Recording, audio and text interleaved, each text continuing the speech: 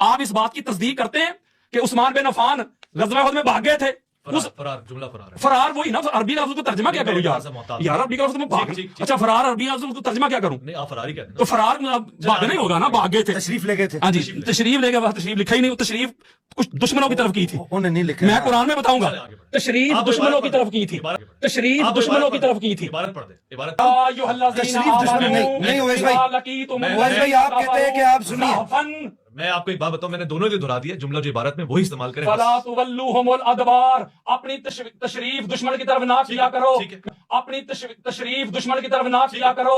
میں قرآن میں یار یہ بے ادبی ہے یار. ادبار فلا تولو ادبار، فلا تولو. یار بھائی آپ قرآن کا ترجمہ کرتے ہیں. تشریف کو دوبار کسے کہتے ہیں؟ دوبار واٹ از دی اویس بھائی بات آگے نہیں چلے گی. دوبار کسے کہتے ہیں؟ دوبار واٹ از دی اویس بھائی بات آگے نہیں چلے گی. آگے بات نہیں. آگے بڑھ آگے کسے کہتے ہیں؟ دیکھو یہاں مودرے کا ایک بیوقوف اور کالے منہ والا وہ یاسین نامی شخص جس نے حضرت عثمان غنی کی توہین کی.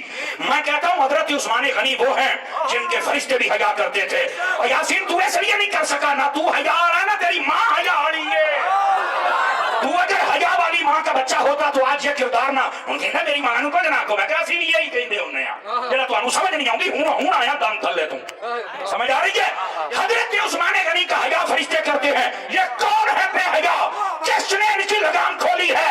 کون ہے جو پھر کباریت کر رہے ہیں؟ ہم روکیں تو ہمارے اوپر لوگ باتیں کرتے ہیں، اور حیا کرو.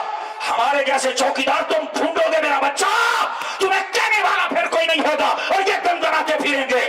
ہم اگر یہ آواز لگا رہے ہیں تو اس لیے کہ مصطفیٰ کے صحابیوں کے دشمن کو پکڑا جائے، اس کو سزا دی جائے، کیونکہ عثمان غنی وہ صحابی ہیں جو میرے نبی کے دوہرے داماد بھی ہیں، جن کے بارے میں نبی نے فرمایا یہ میرا ہاتھ ہے، یہ میرے عثمان کا ہاتھ ہے، اور آج میں عثمان کی بیعت کر رہا ہوں.